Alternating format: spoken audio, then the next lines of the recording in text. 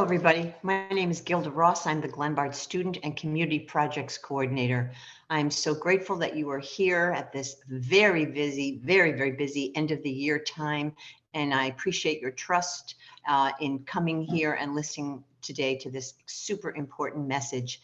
This is a day of firsts. It is the first time in 1 year of programming that we have brought a speaker back to speak again.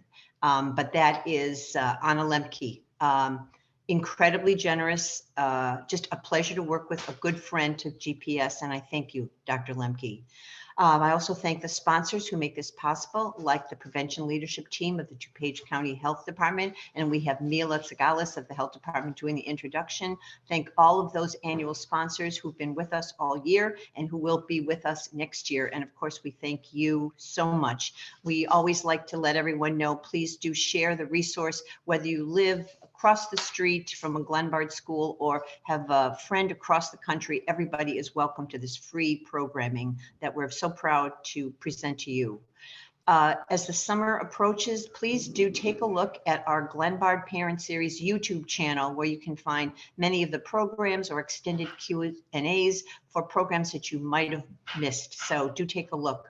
Let me just quickly tell you about what's upcoming. And it's not tomorrow, it's not next week, but we do have a program that's coming up. My sister Liv is going to be this Saturday at the Glen Ellyn Public Library. That is at capacity, but in September, we'll be partnering with the Glendale Heights Police Department and showcasing that film. And then as we look ahead to August, which will be here before you know it, one of our early programs, ABCs of Talking with Young Children, followed by Smart But Scattered. And then I'm very excited about a new book coming out called Never Enough, about toxic achievement, how to be in balance with that. And then two important speakers will be interviewing. Jessica Wallace will have Lori Gottlieb from the book You Should Talk to Someone. Her book is a bestseller. And then one of my favorites on parenting, How to Raise an Adult, Julie Lithcott-Haynes. So lots of wonderful programming. You can go to the website right now, glenbardgps.org, and get out your new calendar and start circling it. Without further ado, please, I know Anna will also mention this, think about your questions to enter them in the Q&A or the chat, and we'll be answering those later. So Mila is going to now has the honor of introducing. Mila is the Director of Community Initiatives for the DuPage County Health Department. So Mila, take it away. Thank you, Gilda. It's my pleasure to introduce Dr. Anna Lembke. She's a professor and medical director of addiction medicine at the Stanford University of Medicine.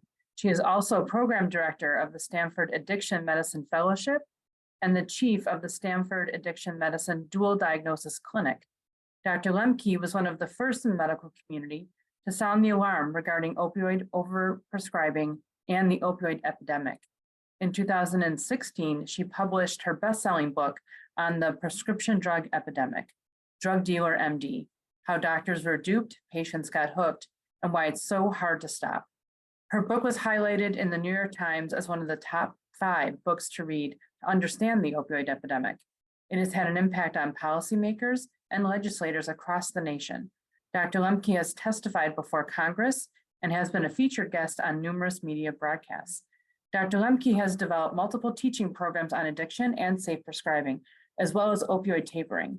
She has held multiple leadership and mentorship positions and received the Stanford's Chairman's Award for Clinical Innovation and Outstanding Teaching. Her latest book, Dopamine Nation, Finding Balance in the Age of Indulgence, was an instant New York Times bestseller and explores how moderate, compulsive overconsumption in a dopamine overloaded world, and the book we will be discussing today. We are delighted to welcome Dr. Lembke back to the Glenbard Parent Series today. Welcome, Dr. Lembke. Thank you, Mila. Thank you, Gilda and Jerica and team. I'm delighted to be here. Thank you for inviting me back. I want to start by saying that this can often feel like a very dark topic, and I know there can be feelings of hopelessness around it, but I just want to communicate that there's lots of reason for hope, and that with small incremental changes, each one of us helping the other, we really can overcome this problem. So I hope that by the end of my talk today, you will feel empowered by what you learn, and that you'll leave this talk with a sense of hope and inspiration about, how we can collectively tackle what sometimes seems like an impossible problem. What I'd like to do is start out by saying that I'm going to talk for about 40 to 45 minutes at most. And then I would really welcome a dialogue, your questions in the chat and the Q&A, or however else you're able to communicate that, because I really feel like it's that interactive piece that's the most exciting for me, and probably the point where you may get the most out of it as well.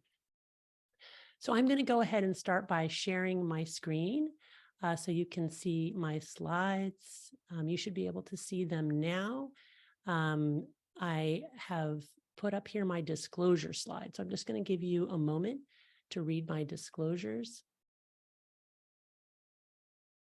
Okay, so let's talk about the learning objectives for today. I'm going to begin by condensing the neuroscience of pleasure and pain from the last 75 years into about 10 to 15 minutes, specifically using the metaphor of a balance, which you will learn about. Then I'm going to talk about how this ancient wiring, which has been adaptive over millions of years of evolution, is now suddenly no longer particularly adaptive for humans. That is, the mismatch between our primitive wiring and the modern ecosystem has created what I call the plenty paradox, the ways in which overwhelming overabundance has itself become a physiologic stressor. And then finally, I want to talk about very practical tips of what we can do about it, broadly summarized as abstain, maintain, and seek out pain. Pain is a very broad term, which I mean explicitly in terms of certain types of physical pain. I will clarify that I'm not talking about cutting on ourselves and other forms of self-harm, but rather a different type of discomfort, dis-ease, challenge that is very good for all living organisms, including humans, and how in this world of overwhelming overabundance, we have to intentionally seek that out. So before I begin, I just want to broadly sketch out for you the kinds of changes we've been seeing in mental health care treatment over the last 25 years or so, which in large part led to my wanting to write Dopamine Nation and communicate these ideas. Namely, we've been seeing increasing numbers of otherwise healthy young people coming in with debilitating anxiety, depression, in some cases, thoughts of wanting to end their life or life not worth living. And when we look for the usual suspects, socioeconomic disparity and distress, childhood trauma and abuse, co-occurring severe mental illness, we're not really finding that. What we're finding instead is that these young people are spending inordinate amounts of time on the internet, in the virtual space, consuming digital drugs, as well as sometimes in combination with digital drugs, consuming other types of drugs, the leading candidates being cannabis and alcohol and nicotine products, but also a sudden and passionate interest in psychedelics like psilocybin, MDMA, LSD, and things like microdosing. And of course, there's this chicken and the egg question. Are these kids turning to digital drugs and other forms of drugs because they're depressed and anxious? Or are they depressed and anxious because they're consuming these drugs? And it's not going to be an either or, it's a little bit of both, but hopefully what you will be convinced by at the end of my talk today is that the consumption of these drugs, including digital drugs and behaviors related to that, are a significant contributor to the kinds of psychological distress that young people are suffering, which is a very important conclusion because it has huge implications for how we're going to intervene in this youth mental health crisis. Okay, so let's start by focusing on the brain and what's happening in the brain behind the scenes. One of the exciting findings in neuroscience in the past 75 years is the discovery of a dedicated reward circuit in the brain where we process the experience of pleasure, reward, and motivation, but also where we process pain. I'll talk a little bit more about that in a moment. And broadly speaking, this reward circuit consists of the prefrontal cortex, which is this large gray matter area behind our foreheads, as well as the nucleus accumbens and the ventral tegmental area, which is rich in dopamine-releasing neurons, dopamine being our reward neurotransmitter. Now, addiction is a complex disease. It's a spectrum disorder. We can all be a little bit addicted. In fact, I would argue that most of us are a little bit addicted.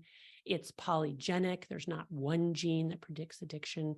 It's going to be a complex interplay of multiple genes that ultimately leads to either a problem in the prefrontal cortex, which we consider like the brakes on the car, or the nucleus accumbens ventral tegmental area, which is our accelerator. If there's not good communication between the brakes and the accelerator, or some faulty brakes or faulty accelerator, we're going to end up with a propensity for compulsive overconsumption or addiction, which is innate and inborn to about 50 or 60% of the risk. And then the other part of the risk is how we're raised, and also very importantly, the environment that we live in. If the environment that we live in is flooded with easy access to highly reinforcing drugs and behaviors, then we are more likely to engage in those behaviors and consume those substances, and more likely to get addicted. Dopamine was discovered as a human brain neurotransmitter in the 1950s. It's essential for the experience of pleasure, reward, and motivation. Just briefly, to define neurotransmitters, these are chemicals that we make in our brain that help bridge the gap between neurons. So neurons are the long spindly cells in our brains. Our brains are a collection of wires, not just wires, but a collection of a lot of neurons that conduct these electrical signals. But interestingly, these neurons do not touch end to end. There's a little gap between them called the synapse, and that synapse is bridged by chemicals called neurotransmitters, which allow for fine-tuning of these electrical circuits. There are multiple neurotransmitters in the brain. You've probably heard of serotonin or epinephrine, but another really important one is dopamine. Dopamine is considered to be essential for the experience of pleasure, reward, and motivation. The more dopamine that is released and the faster that it is released in that dedicated reward pathway that I showed you, the more likely that substance or behavior is to be pleasurable and or reinforcing for the individual. Now, interestingly, dopamine may be even more important for motivation than it is for pleasure. What is motivation? Motivation is the willingness to do the work to get the reward. There's a very famous experiment in which rats were engineered from birth to not have dopamine receptors in the reward pathway of the brain. And what scientists discovered is that if they put food in that rat's mouth, it would eat the food, seem to get pleasure from the food. But if they put the food even a body length away, the rat would starve to death. In other words, the rat without dopamine was unwilling or unable to do the work that it takes to get that particular drug. So it's the wanting as much or more than the liking of a specific drug, substance, or behavior that gets us to do it. And we need to have dopamine for survival. So this is not about vilifying dopamine. This is about understanding the role of dopamine in the brain, and especially the interaction between this ancient wiring and this world of overwhelming overabundance. This graphic represents a whole series of experiments in rats and mice where we stick a probe in their brain. I say that's the royal we. I am not myself a neuroscientist. This is the amazing work of my colleagues here at Stanford and elsewhere all over the world, where the rat has a probe in its brain right in that reward pathway to measure levels of dopamine release in response to different types of substances and behaviors. Now, keep in mind that we're always releasing dopamine at a baseline level of tonic firing. It's kind of like the brain's heartbeat. And when we do something that our brain wants us to pay attention to, or to do again, or to approach, then dopamine firing increases above baseline. So in rodents, anyway, chocolate increases dopamine firing 55% above baseline, sex 100%, nicotine 150, cocaine 225, and amphetamine 1,000. You could speculate based on these findings that amphetamine is much more reinforcing or potentially addictive than chocolate. But keep in mind a couple of things. Some of this is artifactual in the sense that the mechanism of action of amphetamine is to release dopamine directly into the synapse, whereas the mechanism of action of sex, for example, is to work on a lot of different neurotransmitter systems, including things like oxytocin, our love hormone, serotonin, which is essential for sexual function and orgasm, all of which ultimately lead to the release of dopamine, but that some of these differentials in firing may not be a consequence of how reinforcing that substance or behavior, but rather the particular mechanism of action. But even more importantly, these data do not speak to the phenomenon of drug of choice. And by that, I mean that what may be really reinforcing and release a lot of dopamine for one person may not do so for another, which accounts for why some people are willing and able to sacrifice a lot to get a specific drug, but aren't interested in another drug.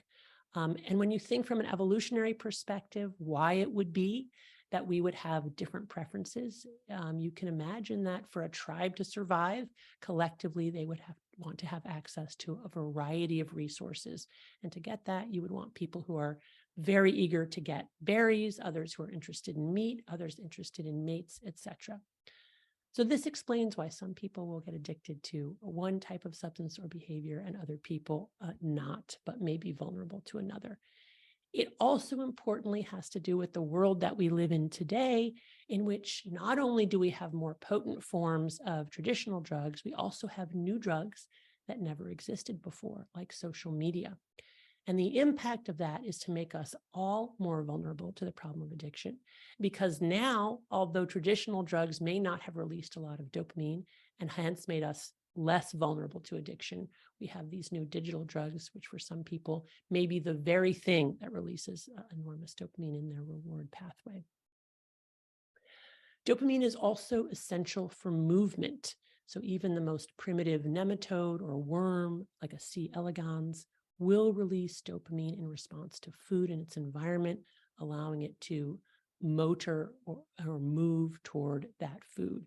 Dopamine also works in our brains to help us move, and it's probably no coincidence that the same neurotransmitter that's so important for movement is also important for pleasure, reward, and motivation, because for most of human history, we have had to do the work up front in order to get our rewards in an environment of scarcity. Again, that's no longer the case.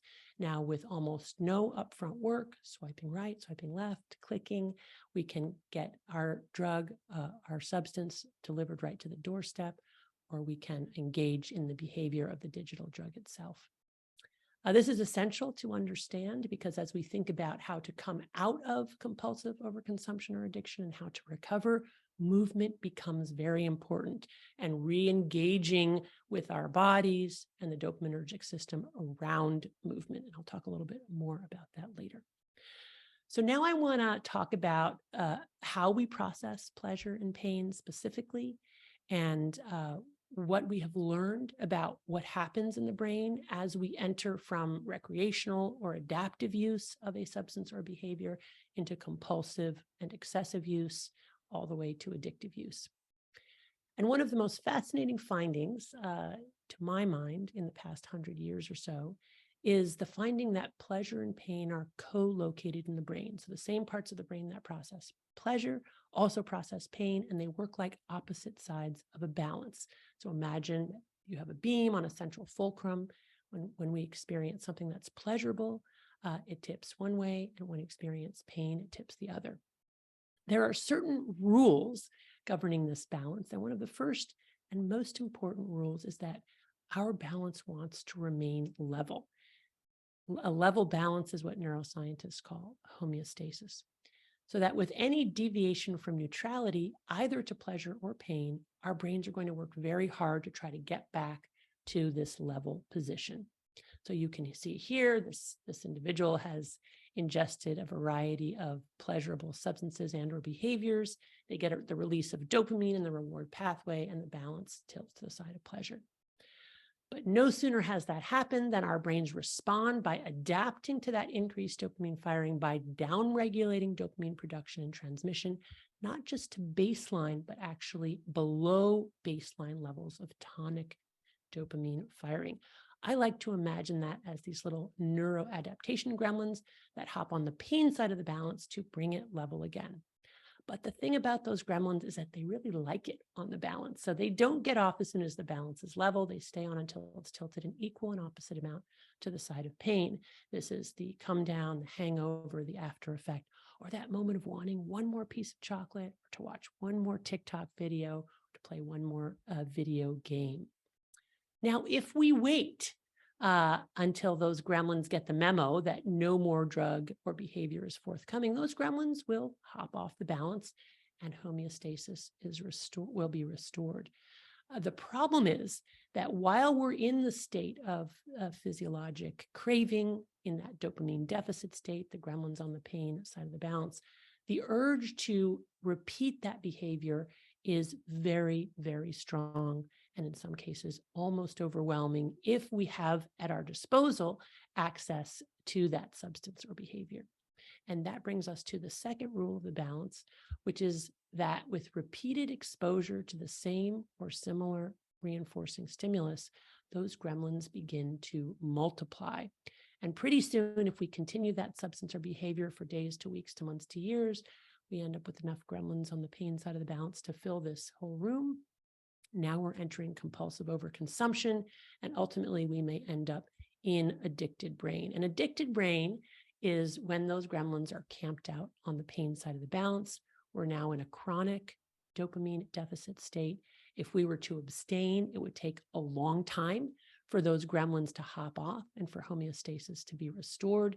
In some cases, it is possible with severe addictions, especially to substances like opioids, that fulcrum is now shifted to the left, and it might be impossible to restore a level balance, in which case now this individual needs to keep using, not to get high, but just to level the balance and feel normal. And when they're not using, they're walking around with a pleasure-pain balance tilted to the side of pain, experiencing the universal symptoms of withdrawal from any addictive substance, which are anxiety, irritability, insomnia, dysphoria, and craving. The adolescent brain is a very plastic, movable kind of an object. And with enough abstinence, for the vast majority of people, those gremlins will eventually hop off. That fulcrum will go back to the center position, and homeostasis will be restored.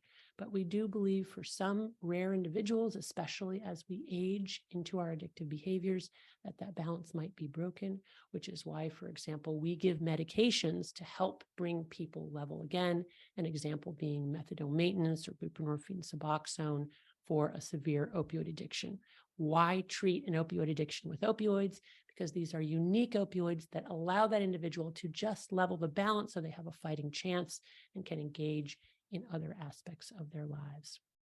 To represent this graphically, when we initially expose our brain to highly reinforcing substances and behaviors, we get a spike of dopamine way upwards. And I would say that the kinds of behaviors and substances that we have in our environment today, even including things that are basic for survival, like food, have become drugified to an extent that they release an enormous amount of dopamine in that reward pathway, much more than our brains were evolved for. And that is then followed by dopamine free fall, not just to baseline, but below baseline. That's that dopamine deficit state, that craving. That is how our brains restore a level balance, going then with enough time and not repeating that behavior back up to the level position. But if you look at the right-hand graph, you can see what happens when we continue to consume that substance and behavior over time. That initial upward deviation to pleasure or reward gets weaker and shorter in duration, but that after response to pain gets stronger and longer. That's just how our brains work. And ultimately, with ongoing exposure, we end up in this chronic dopamine deficit state, which can take some time to reverse. And again, in some rare individuals, may not reverse itself. And this is essentially, this right-hand side is the addicted brain or the addicted state. And I would argue a lot of the increased rates of anxiety, depression, insomnia, and suicidal thinking are a result of bombarding our reward pathway with these highly reinforcing drugs and behaviors that come in many different forms that we're pinging our reward system with, from our cup of coffee in the morning all the way to our Netflix binge at night and everything in between. And for our young people, what this looks like is polypharmacy of multiple drugs, digital drugs used on average 8 hours a day for Americans, which is just a startling concept. And I think that this is at the root of some of our increased mental and emotional suffering. This is an image from a very famous experiment done in adults showing dopamine transmission, and red represents healthy levels of dopamine transmission. And you can see here in the left-hand column of control subjects, we're imaging here that specific reward pathway, and you see plenty of red, healthy dopamine transmission. But on the right-hand column, you see the brains of individuals who have been exposed to addictive use of cocaine, methamphetamine, alcohol, and heroin. And you see there's almost no red, representing this dopamine deficit state or below normal levels of dopamine transmission. Importantly, the individuals on the right-hand side are individuals who stopped using their drug of choice 2 weeks prior, which tells us that 2 weeks of abstinence is probably not enough to reset reward pathways. And I'm going to talk in a little bit about how much time on average is enough to start to get back up to healthy levels of dopamine firing. But before I do that, I want to talk about another rule of this pleasure-pain balance, which is that the balance remembers. And once those gremlins have been created, even if they hop off of that pleasure-pain balance, they're still waiting in the wings, very eager to hop on again, which is why we see that people with severe addiction can relapse even years after they've been abstaining from their drug of choice.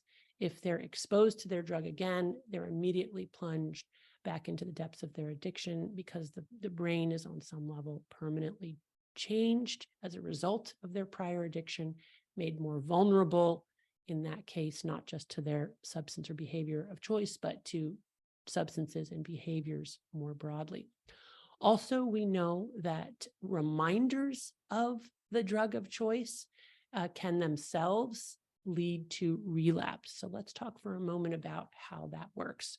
This graphic is taken as a summary of a series of experiments done in rodents, in which the animals were trained to know that if they saw a light or heard a buzzer, that if they then did the work to go press a lever or a button, they would receive an injection of a highly reinforcing drug like cocaine. And this represents the y-axis represents dopamine levels. And what you see here is baseline dopamine levels at the beginning. And then if we go all the way to the right-hand side of the screen, you see that once the rat presses the button for cocaine and gets cocaine, dopamine levels increase well above baseline. We get a flooding of dopamine in the reward pathway. But what I want you to focus on here is what happens when the rat sees the light. You'll see that the rat has come to associate the light with a future reward. And dopamine levels will increase slightly just when the rat sees the light. So what's the take-home message here?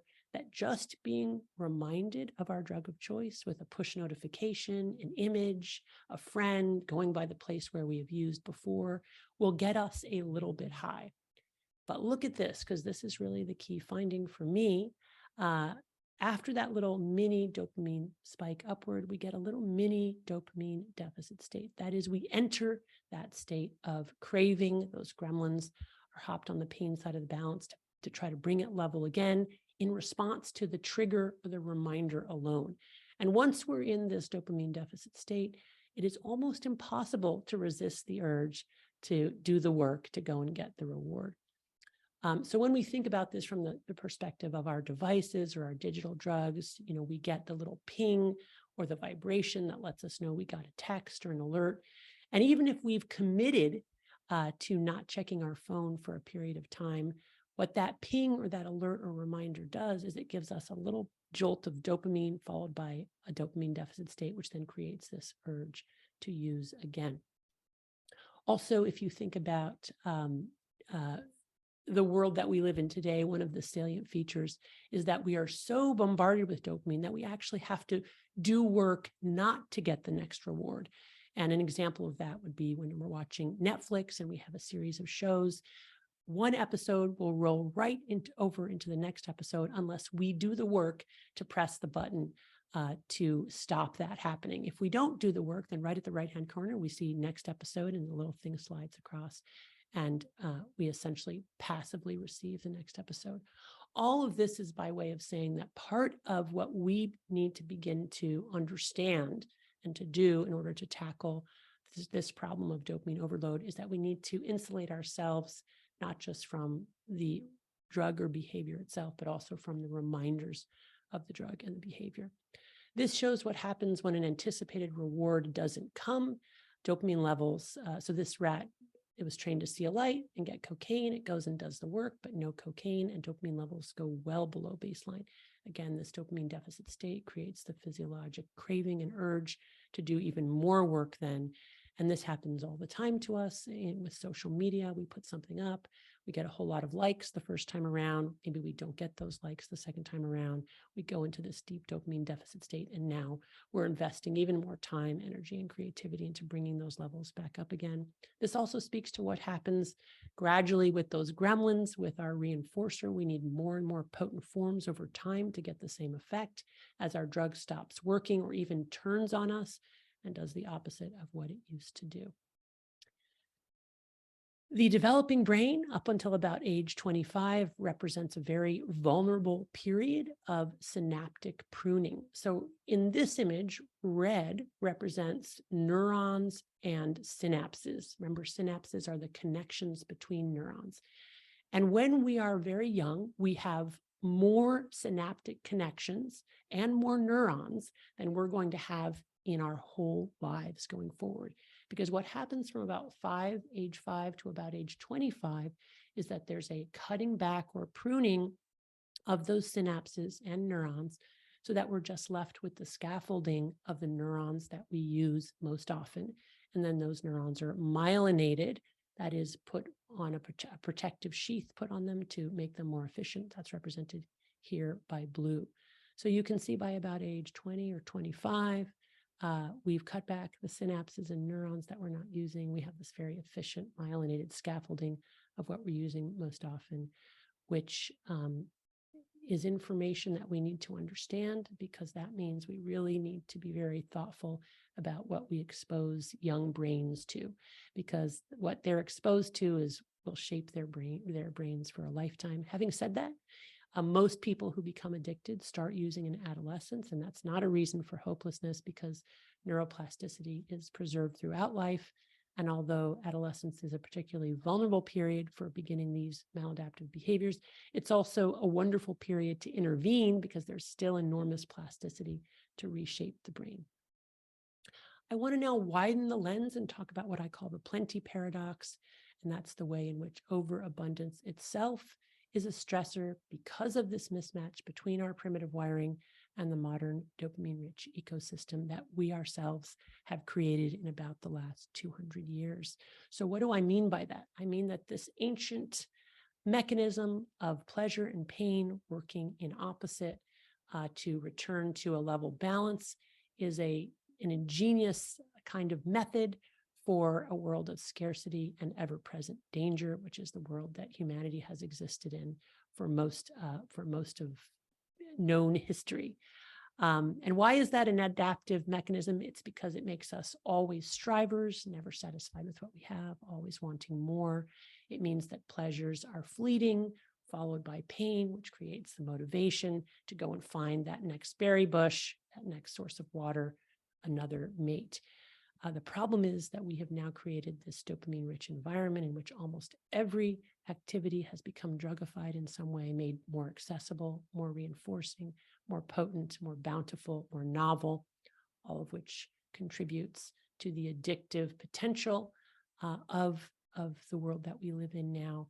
and very importantly, is probably contributing to rising rates of depression, anxiety, and suicide, because our brains are trying to compensate for a level of dopamine firing for which that mechanism was never intended. If you look at world happiness surveys, what you'll find is that over the past 20 years, the people living in the richest and most privileged nations in the world, including the United States, have shown steadily decreasing rates of happiness and satisfaction in their lives. At the same time, rates of anxiety, depression, and in some countries, suicide have been going up all over the world, but going up fastest and going up most in the richest nations of the world. Specifically, if you look at the United States and data from the CDC, what you can see is that there's been a rise in the last 10 years or so in persistent sadness or hopelessness, more in women than men, and also a rise in individuals seriously considering or attempting suicide in the past year, more in women than in men. And it is probably no coincidence that these rising rates of anxiety and depression are in lockstep with the increasing amount of time that we are spending on digital devices, consuming digital media. So now it raises the question what to do about it. This is an acronym, dopamine, that represents the broad framework of how we intervene for these problems. And importantly, now what we do is screen all of our patients for consumption, not just of substances that release a lot of dopamine in the reward pathway, from cannabis to psychedelics to alcohol to nicotine, opioids, you name it. But we also ask them about behaviors. How much time are they spending online, playing video games, doing social media, watching YouTube, doing TikTok, shopping, whatever it is. And we count that as a kind of a drug because of the impact that it has on the dopamine reward pathway. And we conceptualize that as potentially contributing to symptoms of anxiety, depression, etc. I will say we have some patients who come to us specifically wanting help with addictive behaviors, but a lot of patients who don't come to us with that problem, but are anxious and depressed, we discover that problem in the background and we intervene around that. When we ask patients how much they're using and how often, we do that not just so that we get the information, but also so that they can see the behaviors, because it's often not until we are articulating these behaviors to another human being and actually counting it up that we can see it for the first time, that it becomes real to us. So collecting this data in the clinical setting or in other settings is very useful to allow us to become aware of the extent to which we are engaging in these behaviors, because when we're chasing dopamine, we can really lose a sense of time. O stands for objectives. That's where we ask folks why they do that behavior. And I think all of us can come up with a reason. I know my reason for reading escape fantasy fiction or watching mindless YouTube videos is just to not be in my body and not have to think, not have to be me for a while. But there are many different reasons that people use. Sometimes it's to have fun, sometimes it's to solve a problem. And so we spend some time thinking about that as a way to build the alliance and also understand the subjective reasons for use. However, what we are getting ready to do is highlight the gap between the reasons for using and the actual outcome, because almost always there is a gap there, meaning that these kinds of reinforcing substances and behaviors will work initially, but over time, as those gremlins accumulate and the brain adapts, they essentially stop working. And then we need more potent forms and more of the drug to get the same effect. And then they essentially turn on us and those gremlins accumulate. And now we're in that dopamine deficit state, which is essentially akin to a clinical depression. So then we explore with them the problems associated with use. A lot of adolescents don't see any problems with their use. They will often say the only problem is that my parents object to my use. And this is then where the intervention comes in, where we invite them to engage in an experiment, which is an abstinence experiment, as a way to try to dissect, is it true that there are no problems associated with use, or really are you not seeing the problems because you're too caught up in the reinforcing nature of the substance or behavior? And that's where we invite them to engage in a 4-week trial of abstinence, Why 4 weeks? Because on average, 4 weeks is the amount of time it takes for those neuroadaptation gremlins to hop off the pain side of the balance and for homeostasis to be restored. What does that look like? It looks different for every person, but for digital devices, it's sometimes in severe cases asking the child to not be on any screens for 4 weeks. Sometimes it's a matter of just not playing video games or not doing a certain social media app for 4 weeks. For cannabis, it involves not using cannabis in any form for 4 weeks, not using alcohol, giving up nicotine, whatever it is. Many times we see people with multiple substances or behaviors at once. We will usually ask them to choose one. That's the most problematic. Sometimes people want to do everything together, but we usually ask people to kind of choose one at a time to optimize chances for success. And importantly, we really emphasize to them that they're going to feel worse before they feel better. This is essential because if they give up that drug, they will immediately go into withdrawal as the pleasure-pain balance tilts to the side of pain, and those gremlins are still hanging out there. But it's time limited. If they can just continue to abstain, eventually those gremlins will hop off and homeostasis will be restored. The way this kind of presents itself in clinical care is a patient will come in and say, the only thing that works for my anxiety is cannabis. I say, yes, I hear you, that in the moment, it feels like that's the only thing that gives you relief. But I would suggest to you that what feels like medicating your anxiety is in fact just medicating withdrawal from your last dose. And what you're doing is accumulating gremlins on the pain side of the balance. If you can give it up for 4 weeks, let's see how you feel and then make the determination of whether or not cannabis was really helping you. And about 80% of the time, folks who are able to do that will come back and be amazed at how much better they feel just by giving up their substance or behavior for 4 weeks. I want to qualify this by saying this is not an intervention that we would recommend for somebody who had a severe addiction and they were clearly not able to stop on their own. We would recommend a higher level of care, something like an IOP or a residential. If this is somebody who is at risk for life-threatening withdrawal, let's say for life-threatening alcohol withdrawal or opioid withdrawal, benzodiazepine withdrawal, something like Xanax, we also wouldn't recommend just quitting cold turkey. We would recommend a medically monitored detox, and then we would engage them around recovery. I'll talk about asceticism in a second. Mindfulness, insight, next steps. Mindfulness is this is a wonderful opportunity to practice mindfulness. That is sitting with uncomfortable feelings, watching them come and go, and not reacting to them and learning to tolerate them. Insight is this incredible aha moment that people have when they do abstain for long enough to reset reward pathways and see how much better they feel. And then next steps is when they come back after that 4-week experiment, what do you want to do? You want to continue to abstain from cannabis or video games or social media, or you want to go back to using? Now, most young people will want to go back to using, and we work with patients where they are, but they want to go back to using less. They want to use differently. And then we talk a lot about self-binding strategies. This is ways of optimizing our chances of being able to moderate or temper our use, or if the goal is abstinence, to abstain, and then we send them back out in the world to experiment with that plan. If it doesn't work, sometimes doesn't, then we modify the plan as we go. Again, the reason for abstention is to have those neuroadaptation gremlins hop off the pain side of the balance so that we can recapture healthy dopamine firing, which allows us to take pleasure again in more modest rewards, as well as see true cause and effect.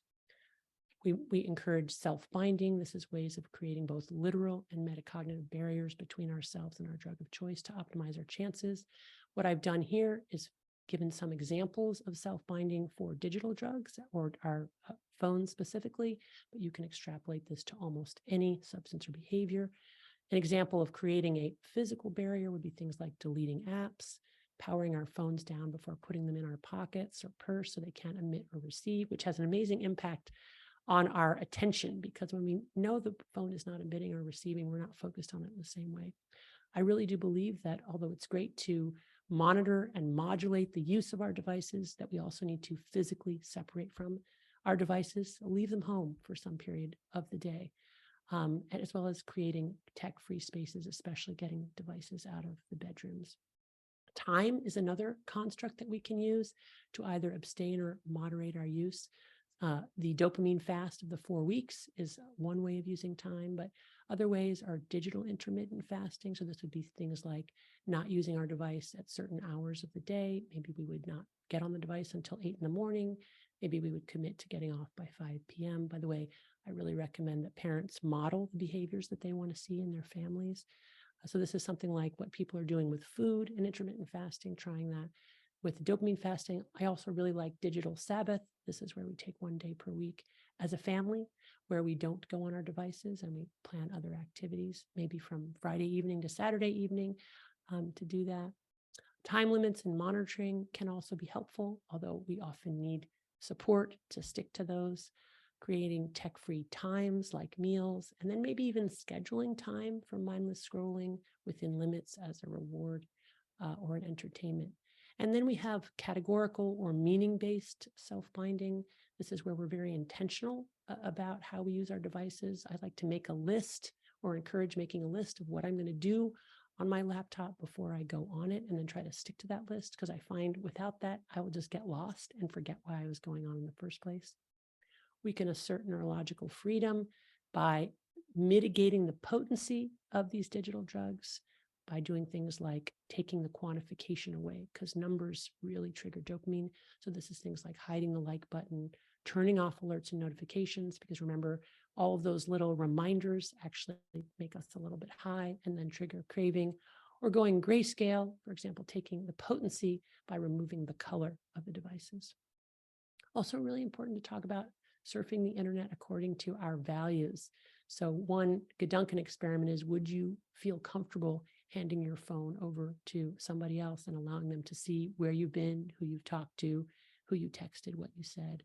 And if not, you might really want to, we can be thoughtful about that. And because what I do find with people in recovery from severe addictions is that they have learned that they can't lie.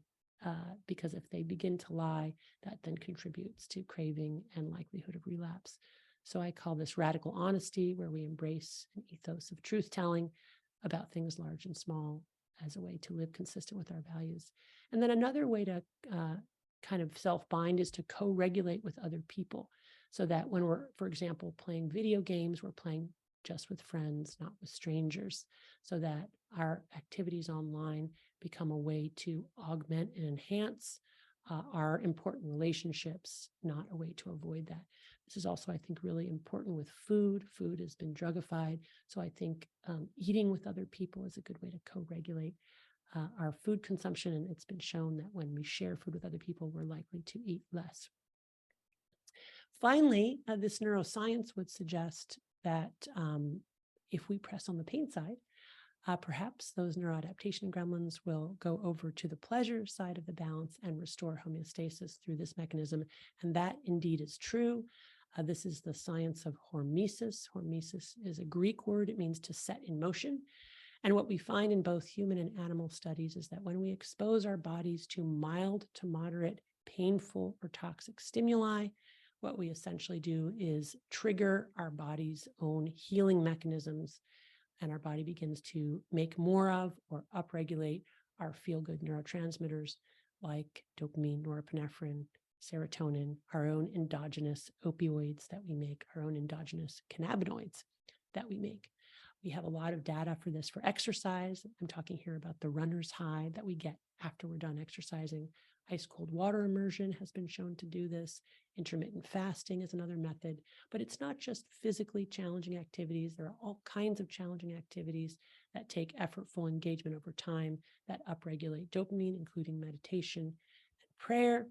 This is the same thing graphically represented. So this is the initial painful stimulus, and you can see dopamine levels do not spike upward like they do with intoxicants, but rather gradually rise over the latter half of the exercise. And then importantly, remain elevated for hours afterwards before going back down to baseline dopamine firing. And we never have to go into this dopamine deficit state, which is what drives the vortex of addictive compulsive use. So in short, by paying for our dopamine upfront, we are able to experience this high without experiencing the lows that come with using intoxicants in all their varied forms. This is just a slide that I put together with examples of paying for our dopamine up front, and in particular by unplugging at times while we're doing some of these activities. in order to try to reset our reward pathway to the side of pleasure. I'll just let you take a look at that for a moment. I'm sure there are many things that you could add on your own. I want to emphasize that we're talking about right-sized discomfort and right-sized pain. We're not talking about pressing hard and fast on the pain side of the balance, for example, by self-cutting. Now, why do people cut? Because when they cut, it triggers the brain to release endogenous opioids. These are our pain-relieving chemicals that we make in our brain. But unfortunately, what happens with cutting is that it's such an extreme pain that it floods our brain suddenly with those endogenous opioids and then subsequently dopamine, and it essentially depletes them. So that repeat cutting doesn't have the same effect over time. Plus, we're obviously harming ourselves by cutting. So we're not talking about extreme examples.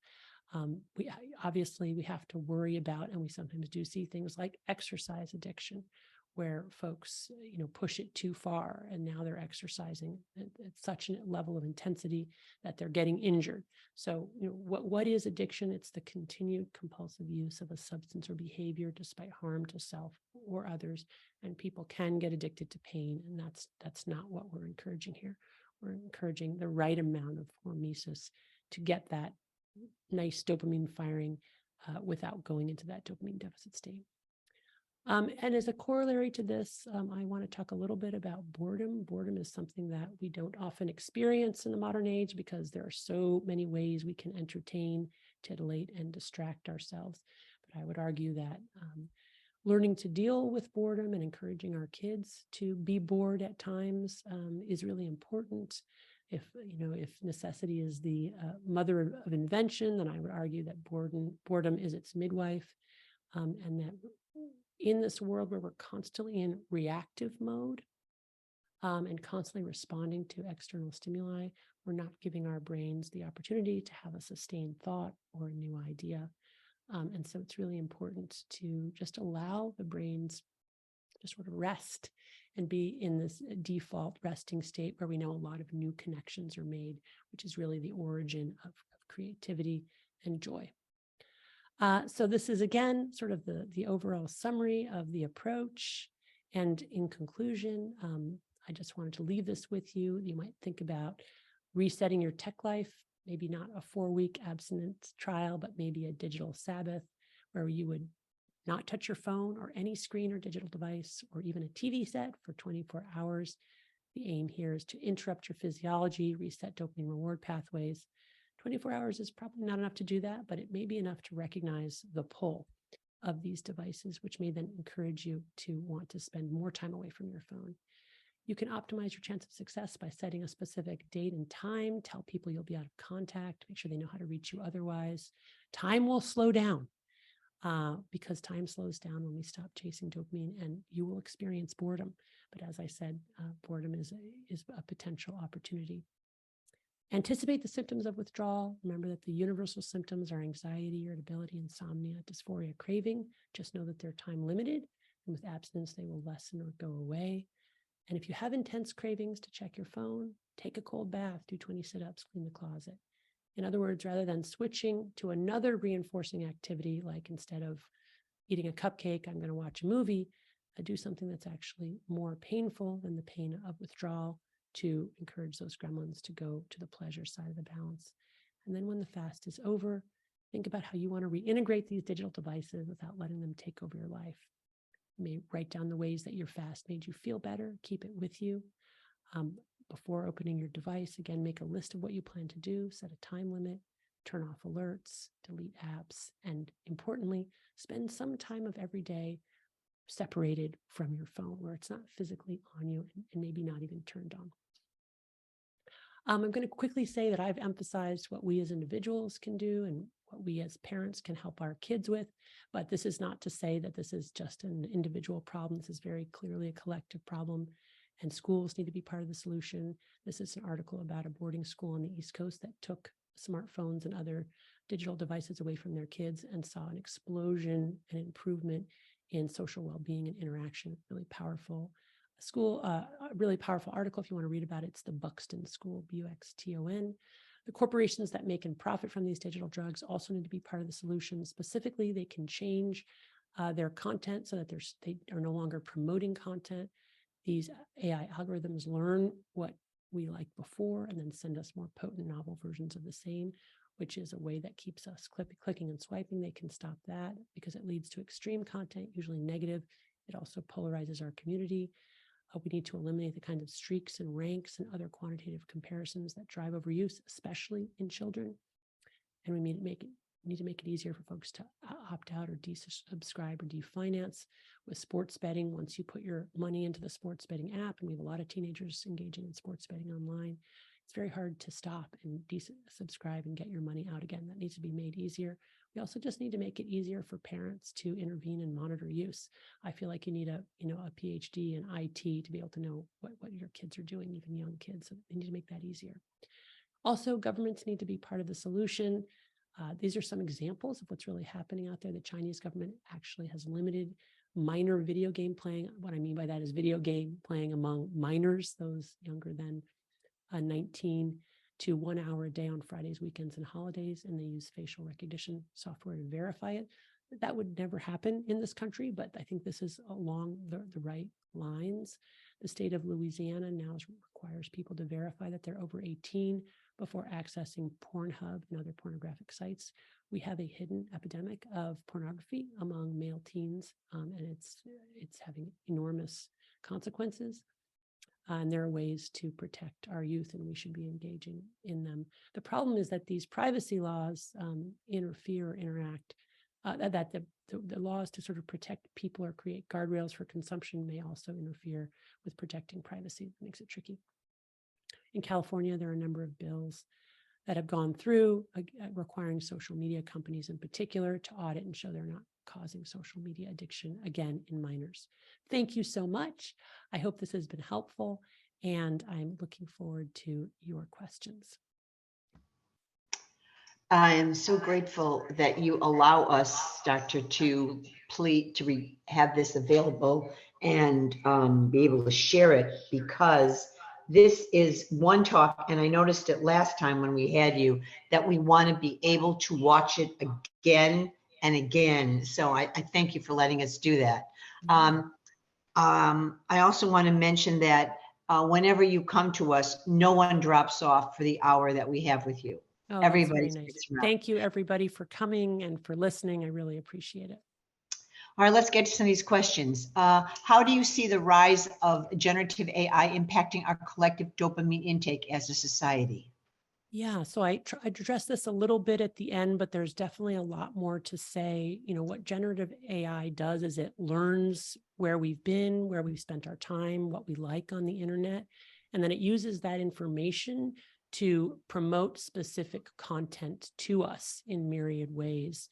And there's plenty of data now showing that this is especially pernicious for young people, because let's say you go on there to find out about, what to do about your depression.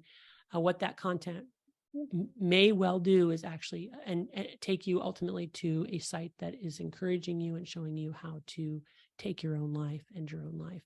If you're on there as a young girl, what we're seeing is that often that directed content that learns where many young girls spend time, which is around beauty and looks and fashion, that encourages body image distortion and eating disorders, specific plans of how to restrict and stay thin.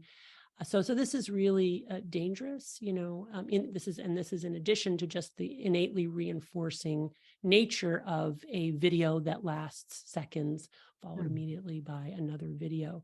I mean, these videos in general, moving pictures, are very potent stimuli for our brains, very rewarding. They light up our reward pathway instantly. And if it's a brightly colored video with dancers and beautiful people, and it's got music and it's got these colors, it's very hard to get off of that. We are wired to watch moving objects and moving humans. So just again, really recognizing that this digital media is a drug. The vast majority of people who engage in consuming digital media will not progress to severe life-threatening addiction, but probably about 10 to 15% will. And our society needs to acknowledge that and protect those vulnerable people, especially kids. Mhm. And then for the rest of us, I think we can all relate to problematic and excessive use, whether it's with alcohol or food or how we spend our time online. So again, just acknowledging that we're all vulnerable. And then holding, schools accountable, holding corporations who make and profit accountable, looking at the federal government as a source for regulation, as China has done. We would never be able to do that here. But in some ways, it's a really good intervention, right? Because you also don't have FOMO. A lot of this is FOMO, fear of missing out, where the kid doesn't want to get off the device because all the other kids are on the device. You can say, I'm going to send my kid into the back alley to play kick the can, but when your kid goes out there, nobody else is there, right? When we were little, you went out there and there were hordes of kids there. So it was actually fun. So really recognizing that we need to encourage this, that folks get off at the same time. And that's why I love what some schools are doing, where they're actually having the kids put their phones into a pouch that can't transmit. They lock at the beginning of the day, they unlock it at the end of the day. And what we're hearing from administrators and teachers is that those schools are waking up. They're noisy again. Kids are playing, they're interacting. So I think acknowledging the wonderful aspects of this technology, but also the dark side, and then creating guardrails is going to be the key. Good answer. Mila, I know you have a question, but then we'll go back to the Q&A in the chat. I thought the slide on paying for your dopamine up front and those real tangible examples of that, I thought that was really great. And it's helping me understand that transition from, how to get to a better place. But could you give an example about like when you're let's say you've made a mistake and now you're kind of in that dopamine deficit, right? Yeah. And the ice bath maybe is coming to mind or something like that. But, for our young people, is there a good, quick thing they could do to get back on track or get through that? Yeah. I think the place to start is for families to openly have the discussion of how difficult it is to stop engaging with digital drugs once we start. And one of the ways that I do that is to model my desperation with my own kids when I'm watching YouTube videos and I find I can't stop watching them. I may call out to a family member, will you come over here and pull me away from this device? And what I think that models for kids is like, wow, this is hard for everybody. It's not just hard for me, but it's a project worth doing. That is to say, the project of trying not to consume. So we normalize the separation, because what's happened now is we've really normalized, that it's fine to just be on our devices all day, and it's really not. The other thing is to then, engage again, I think doing this together in hormesis or things that are hard. And it doesn't have to be like incredibly painful. It's just like, hey, let's go outside and walk around the block. Why don't we as a family, why don't we have dinner together? And then we want to go on a little family stroll, right? Or if it's a more intense craving, hey, how about an ice cold water shower? Why don't you plunge your hands into an ice cold water bath or plunge your face?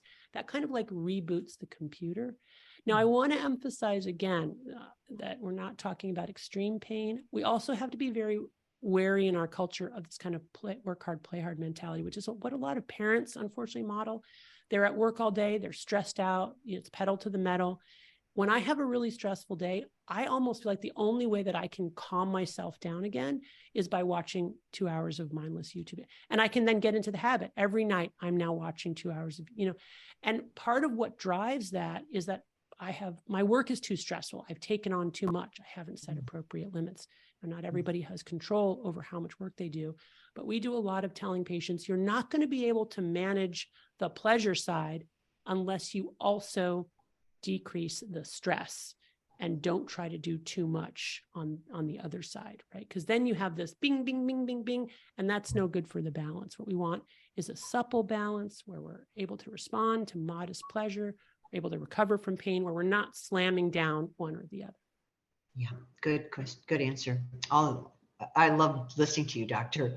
I like this one about chronic alcohol addiction. With chronic alcohol addiction, can the dopamine levels get back into balance with adequate time of abstinence? Or is it possible the brain can change so much with the addiction that the person will remain in dopamine deficit state?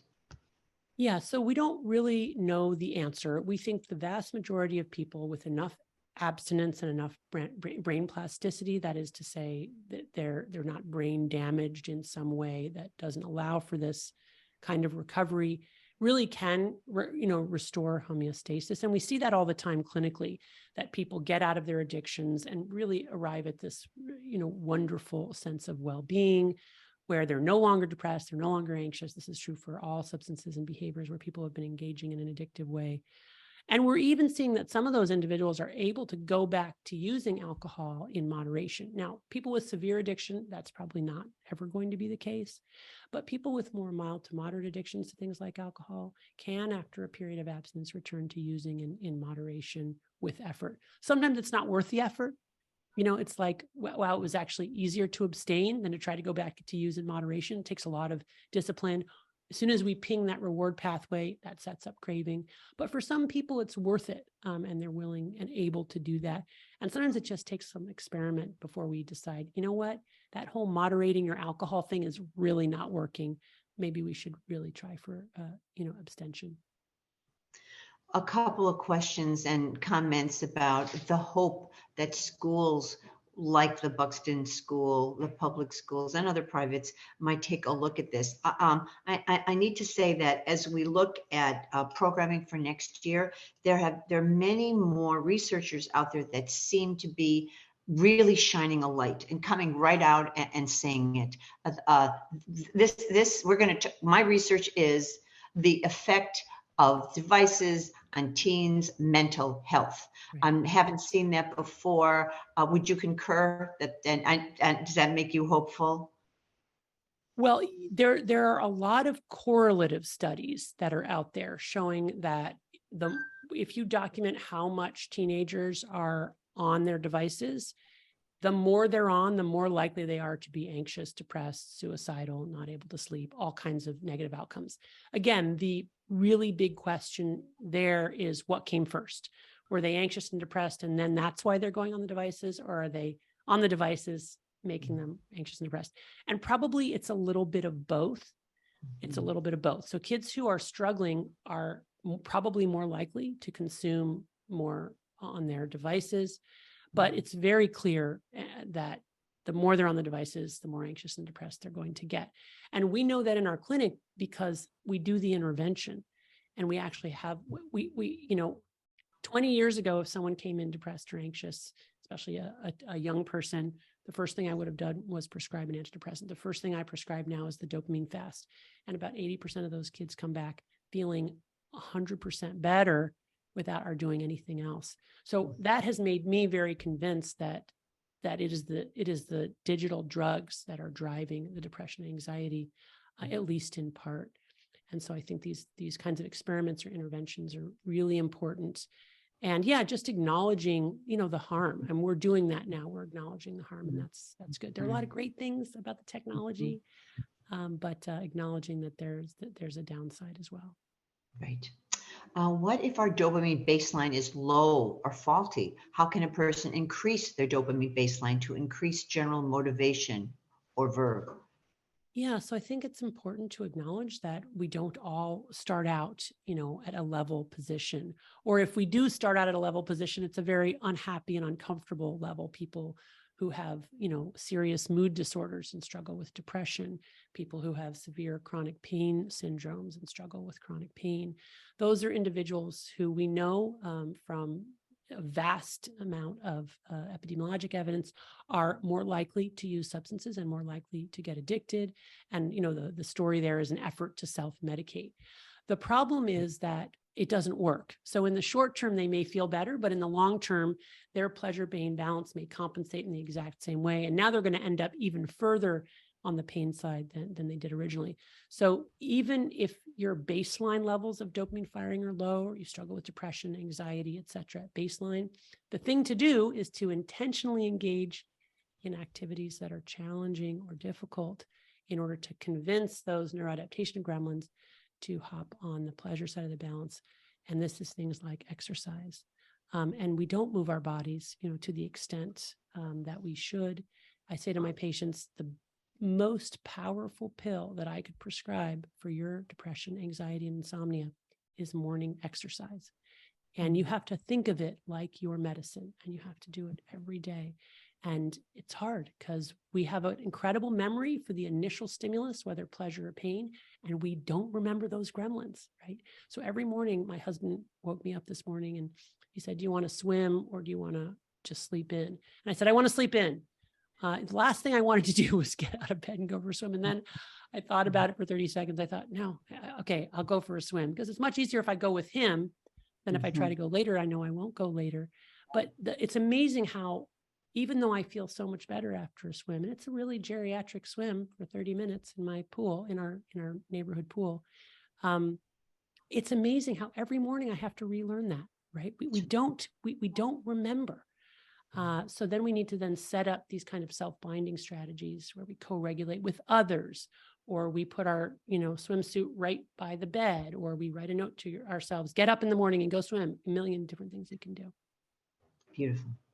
Are you aware of any research with Q10, a supplement regarding regulating dopamine, or any other supplements? No, but in general, I would advise people to be wary of supplements. It's a huge business and it's a part of like the wellness industrial complex. There's usually very limited, if any, evidence for supplements. So I would just caution folks on that. You give a real life example of a common activity or behavior that adults engage in, which the dopamine balance, pleasure, pain balance is activated for a non-addicted person.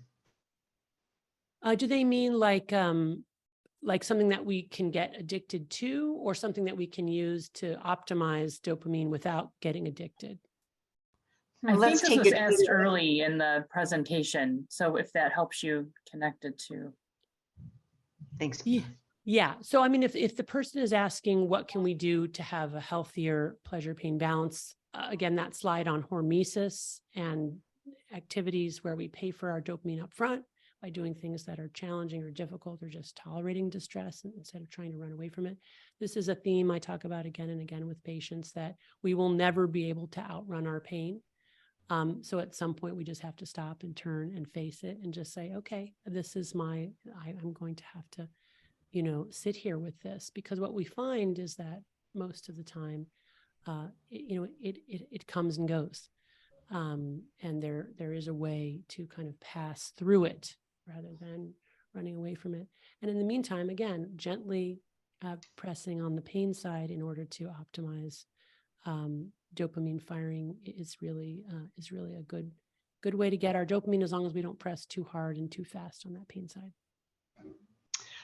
There's a question here about regarding social media for teens. Do you feel no teenager should be on social media, or is it individually based? I feel that by the time our kids reach about age 13, we no longer have control over them.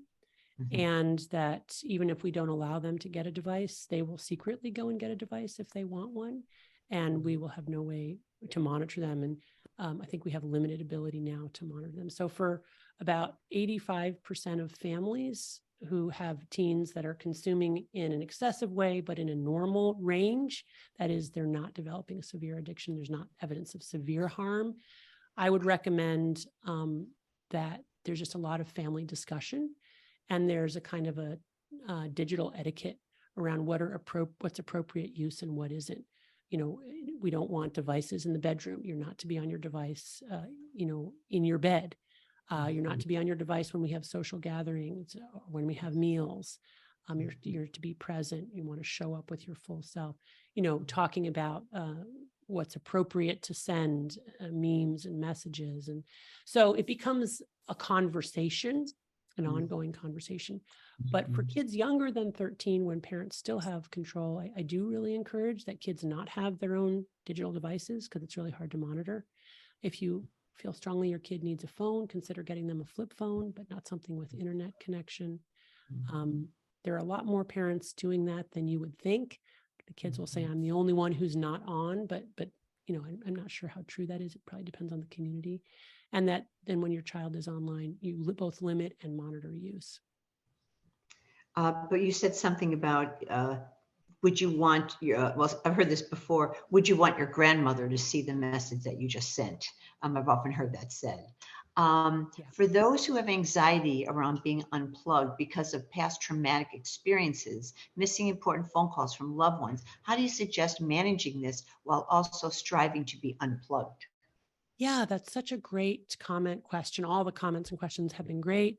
So we didn't talk about this, but this is important. We can get addicted even to aversive stimuli.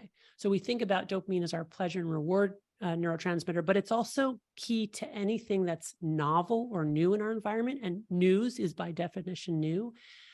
So it is possible to get addicted to our own anxious thoughts, to get addicted to the news, to get addicted to the demise of the planet through global warming, what have you. And so I think really recognizing to what extent do I really need to be 24/7 available? And to what extent is this really kind of my own addictive vortex where my own anxiety and concern for this loved one has become, in an odd sort of way, my happy place. But if you think about 20 years ago, the only people who to whom we had 24/7 access were essentially doctors on call, right? Where we carried our little pager. I remember those days. I hated carrying my pager. Now there's this weird expectation that we should all be on call all the time. So I think especially for parents in this digital age, especially when our kids get to be teens, but really even younger, trying to self-soothe in the absence of constant connection and to just let our kids have their space and let people have their experiences and really own that if there really were some kind of emergency, what would our, knowing about it really enable in that moment? I'm not sure it would really make a whole lot of difference. And we could argue about that, but that's my sense, that we're rationalizing some of this because we're sort of addicted to our own kind of like catastrophizing. I don't want to forget to respond to this question, but this recording and the previous recording of Dr. Lembke and Jessica Leahy, that one is already on the Glenbard Parent Series YouTube channel. This will also be, give us a day or so, will be on the Glenbard YouTube channel. You can also see it in the Glenbard News. And if you can't find it, then email me at gilda_ross@glenbard.org, and then we'll get that to you.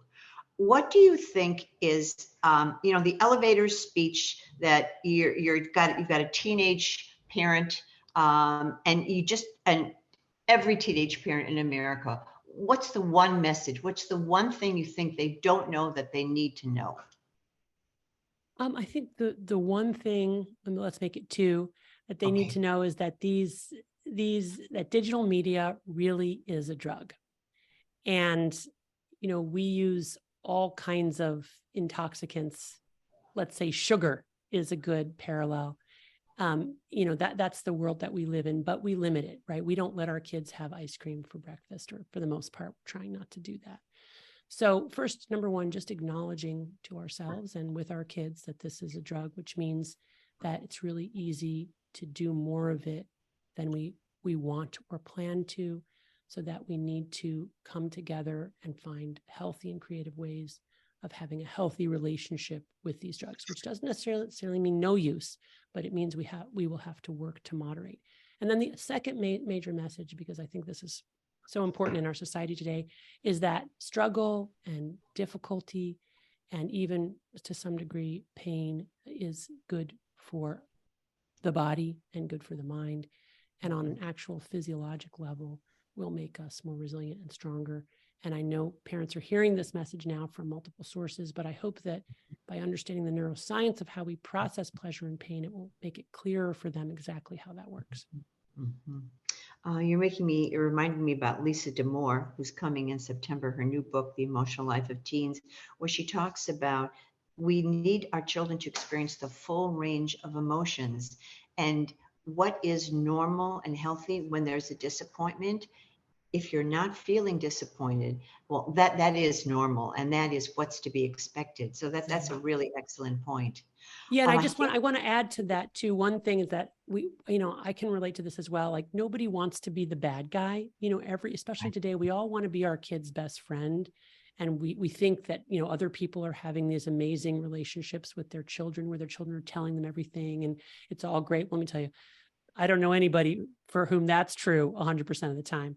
But the bottom line is, honestly, to be a good parent, there's going to be periods, maybe even years at a time, where, you're not going to be your kid's best friend. And to be a good parent means to be the bad guy.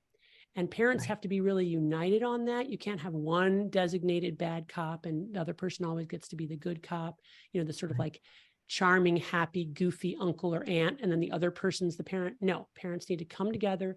They need to agree on the consequences. I think kids need to experience guilt and shame, and they need to know what they need to do differently to make amends. And these are all essential life tools. And parents are responsible for that. Right. Speaking of parents, I'm having a hard time finding a therapist who can help my 14-year-old with proper technology use at school. Who is best qualified? BCBA, occupational therapist, addiction therapy. Technology is used so extensively in schools and so hard to abstain from it. Yeah, it's really hard. I guess I would start by saying, I think in our culture today, we might do a little bit too much sort of farming this stuff out to so-called experts, when really, if we look within ourselves, we know we have some pretty good sense of, what needs to be different. And we can, as a family, with our child together, try to come up with behavioral plans and expectations. We don't need to go beeline to the therapist. On the other hand, having said that, there are certainly cases of extreme pathological consumption, and families are absolutely desperate. And so in that context, I would recommend seeing somebody with expertise in addiction, especially behavioral addictions in young people, because I think that lens of understanding the behavior is a compassionate lens that also comes up with concrete, practical steps for a solution. Not that there are a lot of those people out there, but that's what I would look for.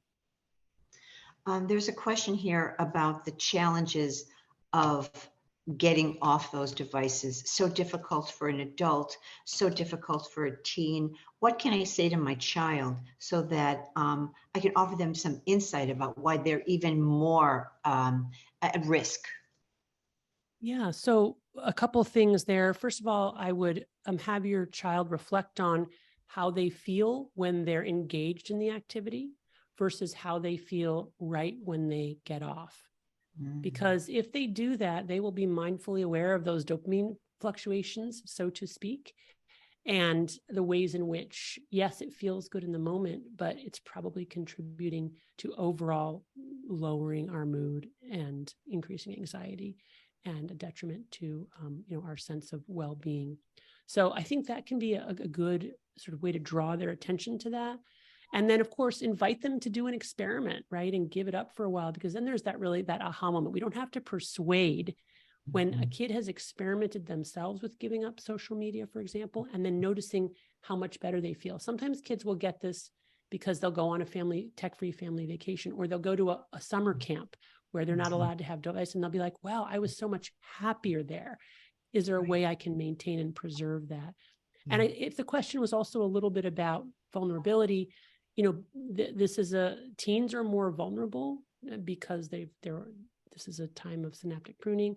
They're also more vulnerable because teens are much more sensitive to what other teens, their peers, are doing. Whereas as we age, we get to be less and less sensitive. By the time we become grandmas, we don't care at all what other people think, which is one of the great blessings of aging. But teens really care, so that makes it harder. Last week, we hosted Phyllis Fagel, who's really an expert on middle school, and she talked about that drive about belonging. It is everything. And if we really want to motivate them, we have to be aware and have that knowledge base. And, you talked about the modeling, one of my favorite expressions, kids hear 1% of everything you say and 100% of everything you do. Yeah, that's right. It's hard work. Mila, do you have a closing comment? Yes, thank you. I love this presentation. And I'm so glad we had the opportunity to listen to you again. I take away that aligning our values with our digital use, I think we all can understand how real that can be, and it can feel really good to be real, on both sides there. So that's really tangible for me. And the other thing is, here in Illinois, we're about to experience some great weather.